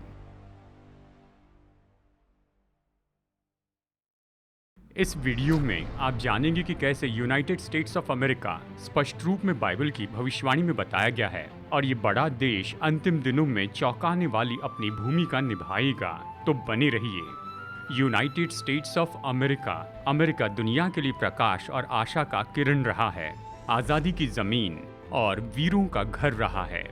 क्या ये हो सकता है कि दुनिया के सबसे शक्तिशाली और प्रभावशाली देशों का अंतिम समय की घटनाओं में कोई भूमिका हो? लेकिन आइए प्रकाशित वाक्य की किताब में चलते हैं और देखते हैं कि अमेरिका के बारे में बाइबल की भविष्यवाणी में स्पष्ट रूप में बताया गया है। और निश्चय अंत तक बने रहिए, जहां इस देश के चौंकाने वाले भविष्य के बारे में आप जानेंगे और कैसे आप धोखे से बच सकते हैं। अब हम प्रकाशित वाक्य 13 के इस दूसरे रहस्यमय पशु के बारे में यहाँ पर देखेंगे। अंतिम दिनों में ये दूसरा विश्व का सुपर पावर होगा। फिर मैंने एक और पशु को पृथ्वी में से निकलते हुए देखा और उसके मेमने के से 2 सिंग थे और वो अजगर की नाई बोलता था। ये रहस्यमय सामर्थ कौन हो सकता है? हम वचन 10 से जानते हैं कि ये पशु तो पहले पशु के बंदी बनाए जाने के बाद में आता है। तो फिर पहला पशु यानी पेपसी कब बंधन में चली गई और पूरे दुनिया में अपने सामर्थ्य और महत्व को खो बैठी? बाइबल बताती है उसे 42 महीने तक काम करने का अधिकार दिया गया। हमने देखा है ये समय काल 1798 में खत्म हुआ, जैसे पेपसी को एक भारी घाव हुआ जब पोप को नेपोलियन के जनरल बार्तिये ने बंदी बना लिया था। और हम इतिहास के सरल अध्ययन से निश्चित हो सकते हैं कि इस समय कैथोलिक चर्च ने अपने बड़ी सामर्थ और अपने बड़े प्रभाव को खो दिया था। तो कौन सा देश 1798 में पूरी दुनिया में पहचाना गया और सामर्थी रूप में जाना गया? अब समय आ चुका है कि पर्दा हटा दिया जाए प्रकाशित वाक्य के इस दूसरे पशु पर से। यूनाइटेड स्टेट्स ऑफ अमेरिका इस विवरण से पूरी सटीकता से मेल खाता है। 1776 में ब्रिटेन से इसे आज़ादी मिली थी और फिर 1787 में इसका संविधान बनाया गया। 1791 में अधिकार का बिल जोड़ा गया और पूरे संसार में एक विश्व सामर्थ के रूप में जाना गया। 1798 में सच में केवल यूएसए ही सटीकता से इस बाइबल के विवरण से मेल खाता है। लेकिन बाइबल कहती है कि ये देश पृथ्वी में से निकल के आएगा। इसका मतलब क्या है? दिलचस्प बात है कि पहला पशु तो समुद्र से बाहर आया था। बाइबल की भविष्यवाणी में समुद्र क्या दर्शाता है? जो पानी तूने देखा जिन पर वेश्या बैठी है वे लोग और भीड़ और जातियां और भाषा हैं। बाइबल के अनुसार समुद्र तो एक बड़ी आबादी वाले क्षेत्र के बारे में दर्शाता है। जब ये भविष्यवाणी के संदर्भ में बताया जाता है, अवश्य ही पेपसी जो कि पहला पशु है वो यूरोप के केंद्र से आया था। ये तो उस समय की विश्व सभ्यता का बड़ा केंद्र था। और इसके विपरीत दूसरा पशु यानी यूनाइटेड स्टेट्स वो समुद्र में से नहीं आएगा परंतु पृथ्वी से आएगा, ऐसा क्षेत्र जहां पर जनसंख्या कम है। अमेरिका जब शुरू हुआ था ये तो उसका बिल्कुल सटीक विवरण है। बाइबल इस मेमने का भी वर्णन करती है जिसके 2 सिंग है। इसका क्या अर्थ होता है?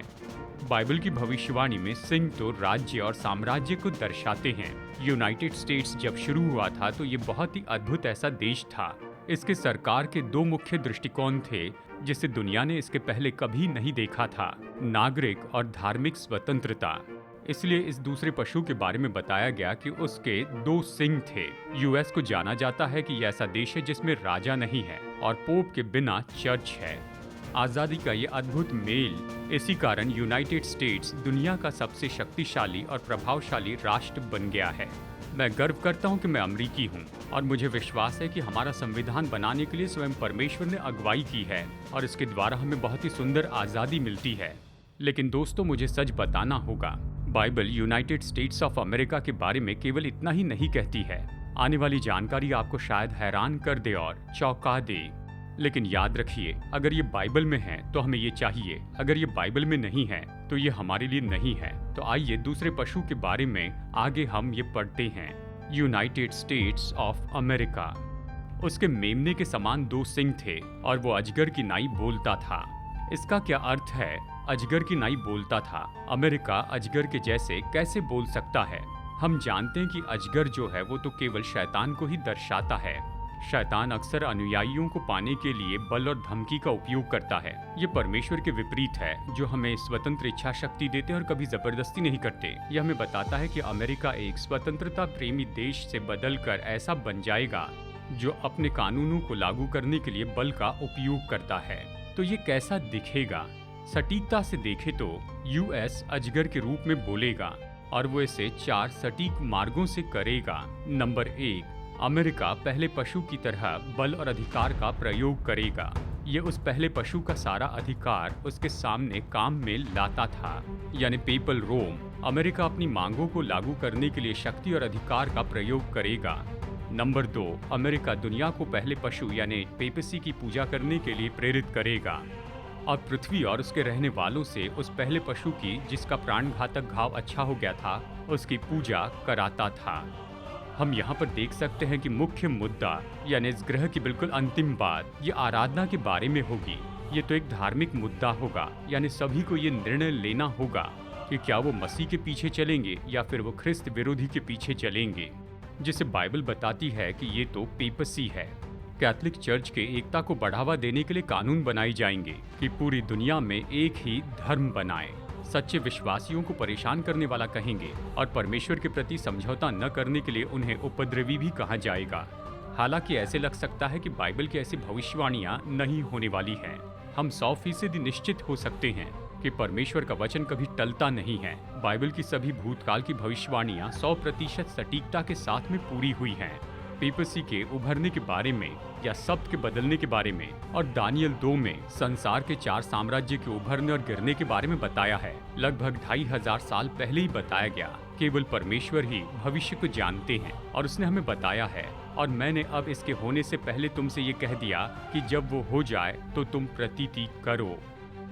नंबर 3, अमेरिका पहले पशु यानी पेपसी के लिए एक छवि बनाएगा। पृथ्वी के रहने वालों से कहता था कि जिस पशु के तलवार लगी थी वो जी गया, उसकी मूर्त बनाओ। कैसे अमेरिका पशु की ये मूर्त बनाएगा?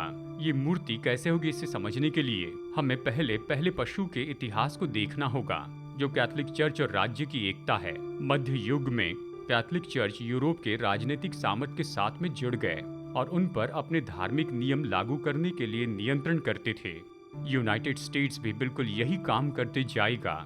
अमेरिका के गिरे हुए प्रोटेस्टेंट चर्च वो सरकार की सामर्थ का उपयोग करेंगे कि इस तरह की आराधना लाए। सरकार के साथ चर्च की एकता कि वो लक्ष्य हासिल करे, यही तो पशु की छाप होगी। कानून बनाना और आराधना की जबरदस्ती करना ये केवल परमेश्वर के शासन के विरुद्ध में ही नहीं है, जो हमें इच्छा शक्ति देते हैं, लेकिन ये तो हमारे अनमोल संविधान को कुचलना है, जो धर्म की आज़ादी की प्रतिज्ञा करता है, जो हमारे महान देश का एक खंभा है। नंबर 4, अमेरिका मौत का फरमान लाएगा। उसे उस पशु की मूर्ति में प्राण डालने का अधिकार दिया गया कि पशु की मूर्ति बोलने लगे और जितने लोग उस पशु की मूर्ति की पूजा न करें उन्हें मरवा डाले। अमेरिका की महान सामर्थ और प्रभाव उपयोग की जाएगी कि इस धार्मिक कानून के लिए जबरदस्ती करे, जिसके बारे में अभी कुछ पलों में हम सीखेंगे। और इसके कारण चर्च पवित्र आत्मा की कायल करने वाली सामर्थ के बदले में समझौता करेगा और पुलिस की सामर्थ को मानेगा कि वो आराधना का अपना तरीका लाए, और जो लोग इससे सहमत नहीं होंगे उन्हें मृत्यु दंड दे दिया जाएगा। तो ये धार्मिक नियम क्या हो सकता है? लोगों से क्या करने की मांग की जाएगी? वो क्या छोटे, क्या बड़े, क्या धनी और क्या कंगाल, क्या स्वतंत्र और क्या दास, सबके दाहिने हाथ या उनके माथे पर एक चिन्ह बनवाएगा। ये तो पशु की छाप होगी, जो कि चर्च और स्टेट के द्वारा लागू किया जाएगा इन अंतिम दिनों में। इस छाप के बारे में परमेश्वर हमें मानव इतिहास में सबसे जरूरी चेतावनी देते हैं। जो कोई उस पशु और उसकी मूर्ति की पूजा करे और अपने माथे या अपने हाथ पर उसकी छाप ले, वो परमेश्वर के प्रकोप की नीरी मदिरा जो उसके क्रोध के कटोरे में डाली गई है पिएगा। हम जानते ये छाप तो परमेश्वर की छाप की बिल्कुल नकली है, जिसके बारे में बाइबल बताती है, मेरे विश्राम दिन को पवित्र मानो कि मेरे और तुम्हारे बीच चिन्ह ठहरे, जिससे तुम जानो कि मैं तुम्हारा परमेश्वर यहोवा हूँ। विश्राम दिन परमेश्वर की 10 आज्ञाओं में से चौथी है। ये एक ऐसी आज्ञा है जो परमेश्वर को हमारे सृष्टिकर्ता के रूप में पहचान करवाती है। ये संपूर्ण मनुष्य जाति के लिए निश्चित की गई है। यहूदी लोग अस्तित्व में आने के पहले से ही परमेश्वर ने 7वें दिन को आशीष दी और पवित्र ठहराया, क्योंकि उसमें उसने अपनी सृष्टि की रचना के सारे काम से विश्राम किया। बाइबल ये भी भविष्यवाणी करती है कि ख्रिस्त विरोधी का अधिकार, जो हम जानते हैं कैथोलिक चर्च संघ विश्राम दिन को बदलने की कोशिश करेगा, समयों और व्यवस्था के बदलने की आशा करेगा सबको। विश्राम दिन केवल इसी आज्ञा में समय आता है जिसे शनिवार से रविवार में बदला गया। कैथोलिक चर्च के द्वारा ईस्वी सन 336 में कैथोलिक चर्च द्वारा लौदीकिया की काउंसिल में बदला गया। अवश्य ही परमेश्वर की 10 आज्ञाओं की व्यवस्था को बदलने का किसी का अधिकार नहीं, जो उसने अपने ही होंठों से कही है। मैं अपनी वाचा न तोड़ूंगा और जो मेरे मुंह से निकल चुका है उसे न बदलूंगा। विश्राम दिन को इस तरह बदलने का प्रयास ये पूरे इतिहास में स्पष्ट रूप में हम देख सकते हैं। कैथोलिक चर्च खुले रूप में परमेश्वर की निंदा की इस बात को मानता है अपने ही कैटेकिज्म में। तो सवाल ये है कि सब्त का दिन कौन सा है? जवाब है शनिवार सब्त का दिन है। सवाल, तो हम शनिवार के बजाय से रविवार को क्यों मानते हैं? जवाब है हम शनिवार की जगह रविवार को इसे मानते हैं क्योंकि लौदीकिया की काउंसिल में कैथोलिक चर्च ने उन्होंने इस दिन को शनिवार से बदलकर रविवार के लिए निश्चित किया। कैथोलिक चर्च इस बदलाव को अपने अधिकार की छाप के रूप में दावा करता है। ये तो धार्मिक मामलों में उनकी कलीसिया की शक्ति और अधिकार का प्रतीक है। सब्त के रूप में रविवार के दिन को मानना ये पशु का चिन्ह है। ऐसा करने से मनुष्य की शिक्षाओं को परमेश्वर की शिक्षाओं के ऊपर रखने का निर्णय लेते हैं। इस समय किसी पर भी पशु की छाप नहीं है।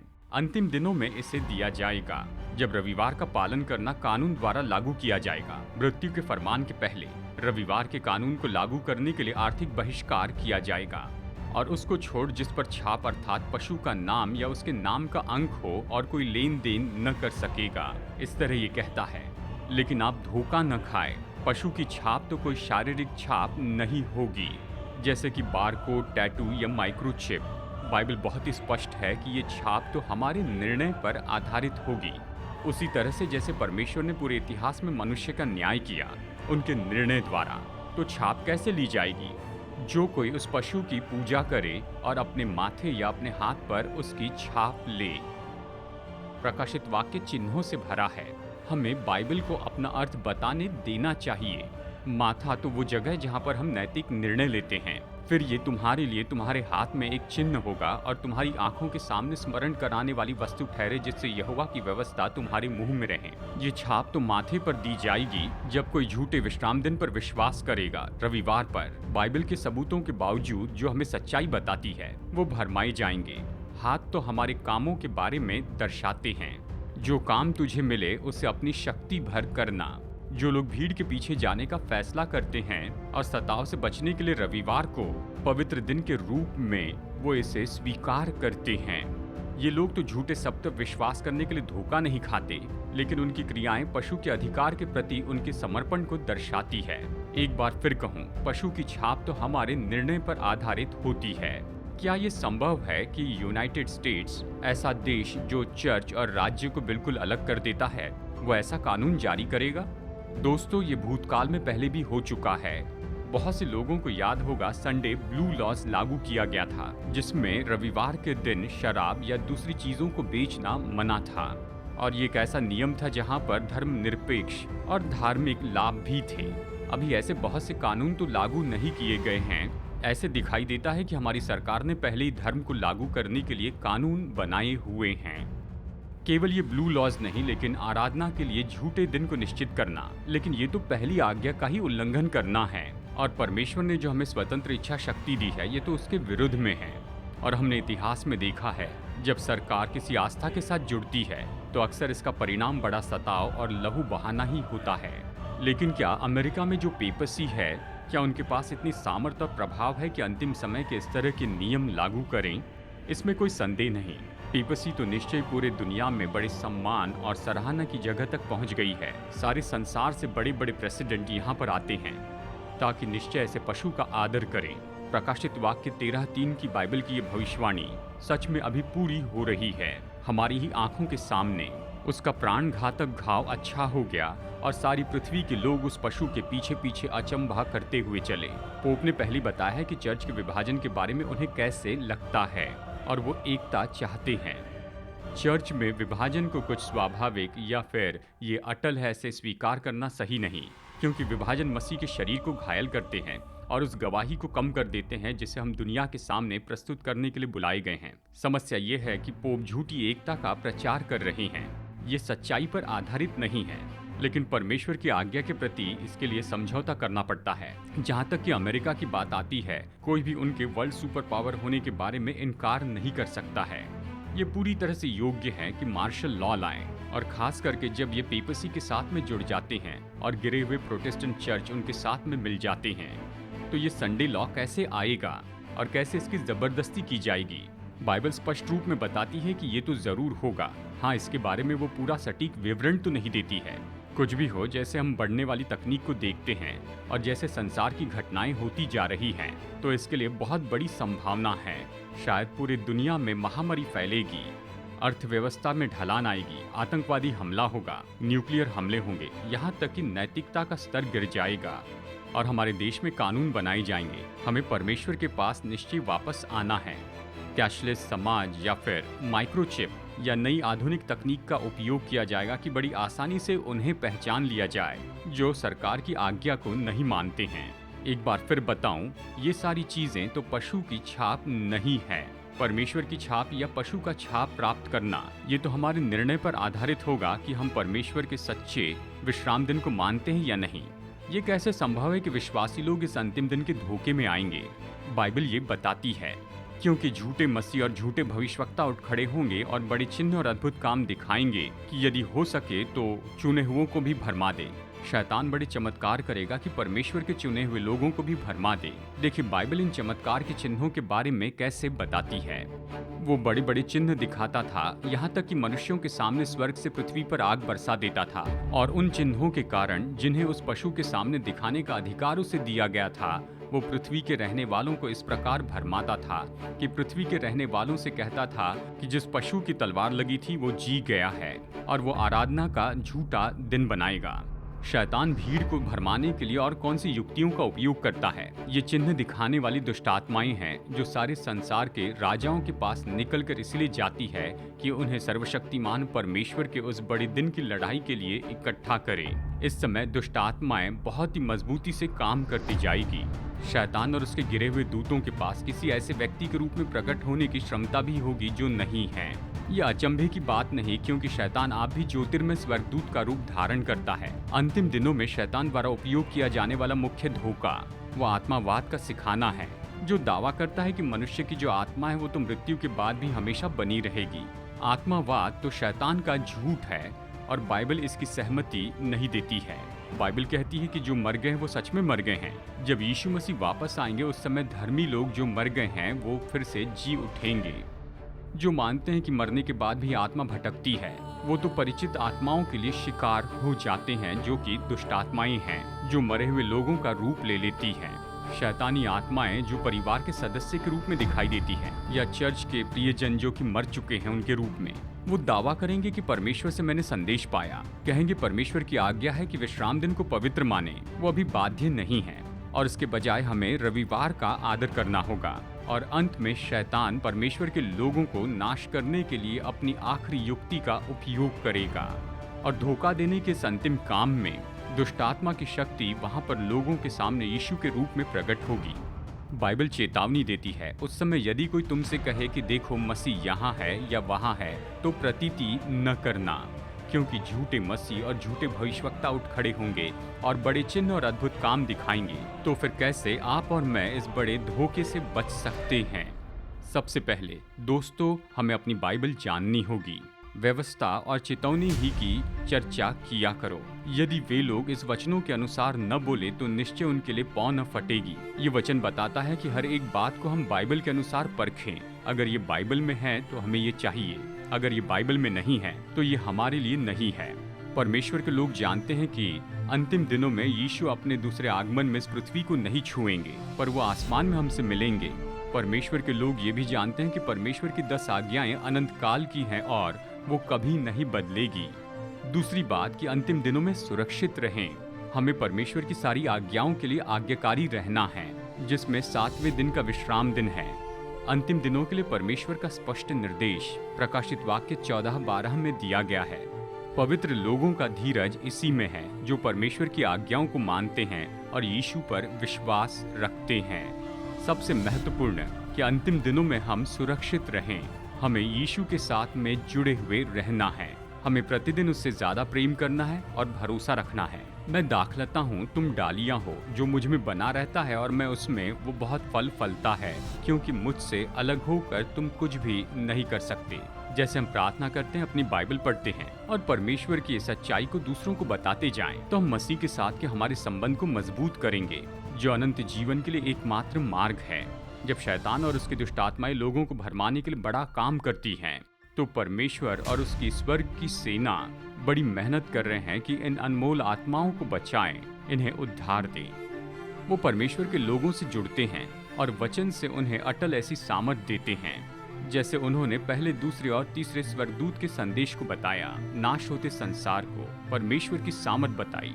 परमेश्वर के संसार तो जंगल की आग की तरह पूरी दुनिया में फैल जाएंगे और राज्य का ये सुसमाचार सारे जगत में प्रचार किया जाएगा कि सब जातियों पर गवाही हो, तब अंत आ जाएगा। इस तरह वचन कहता है। अंतिम दिनों में हर व्यक्ति सच्चाई जान लेगा ताकि किसी के पास कोई बहाना न रहे। परमेश्वर के अनंत विश्राम दिन के बारे में सच्चाई दुनिया के सामने प्रकट की जाएगी, यहाँ तक कि उन विश्वासियों पर भी जो इसके बारे में सचेत नहीं हैं। और सच में ये तो आज भी हो रहा है। शैतान का सारा क्रोध परमेश्वर की आज्ञा का पालन करने वाले लोगों के विरुद्ध फैलेगा। वो उन्हें उपद्रवी मानेंगे और सारी संसार की समस्याओं का कारण मानेंगे। जैसे हमने सीखा है कि आर्थिक बहिष्कार होगा और उसके बाद मौत का फरमान आएगा। उसके बाद मानव इतिहास के इस अंत में यीशु मसीह स्वर्ग की सारी सेना के साथ लौटेंगे, अपनी महिमा से आकाश में प्रकाश फैलाएंगे। दुष्ट मारे जाएंगे और परमेश्वर के लोग छुड़ाए जाएंगे। दोस्तों, आप इस समूह का हिस्सा बन सकते हैं। आप आकाश में मसीह से मिल सकते हैं और उसके साथ स्वर्ग जा सकते हैं, जहां अनंत जीवन, शांति और आनंद आपकी प्रतीक्षा कर रहा है। हम में से हर एक को एक निर्णय लेना होगा। आप किसकी ओर से खड़े रहेंगे दोस्तों? एक बहुत ही सामर्थी कोट है जो ये कहता है, संसार की सबसे बड़ी आवश्यकता उन आदमियों की कमी है जिन्हें खरीदा या बेचा नहीं जा सकता है। पुरुष जो अपनी आत्मा में सच्चे और ईमानदार हैं, जो लोग पाप को उसके सही नाम से पुकारने से नहीं डरते, ऐसे पुरुष जिनका विवेक डंडे की सुई की तरह कर्तव्य के प्रति सच्चा है, जो आकाश के गिरने पर भी यहीं के यहीं खड़े रहेंगे। परमेश्वर इस तरह के स्त्री और पुरुषों को खोज रहे हैं इन अंतिम दिनों में।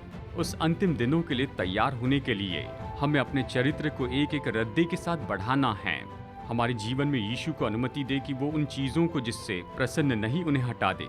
हमसे प्रतिज्ञा की गई है, परंतु जितनों ने उसे ग्रहण किया उसने उन्हें परमेश्वर के संतान होने का अधिकार दिया, अर्थात उन्हें जो उसके नाम पर विश्वास रखते हैं। मेरे प्यारे दोस्तों, आज मैं आप सभी से निवेदन करता हूँ कि आप निर्णय लें कि यीशु के पीछे चलेंगे और उसकी सारी आज्ञाओं को मानेंगे उसकी सहायता से। और मैं प्रभु की स्तुति करता हूँ उन लोगों के लिए जिन्होंने ये चुनाव किया है। हम इस पृथ्वी के इतिहास के अंतिम दिनों में जी रहे हैं और ये संदेश पूरी दुनिया तक जाना चाहिए। मैं विश्वास करता हूँ कि मसीह के लिए आप उन बहुमूल्य आत्माओं तक पहुँचते जाएंगे। अगर आप चाहते हैं कि ये वीडियो आपके क्षेत्रों के दूसरे लोगों को दिखाएं या पूरी दुनिया में भेजें, तो हमें ईमेल भेजिए info@finaldays.video पर DVD के ऑर्डर करने के लिए या इस वीडियो को फेसबुक पर डालने के लिए अपने क्षेत्र में। और ये बात मत भूलिए कि आप यीशु की ओर निहारते रहें, जो हमारे विश्वास का कर्ता और सिद्ध करता है।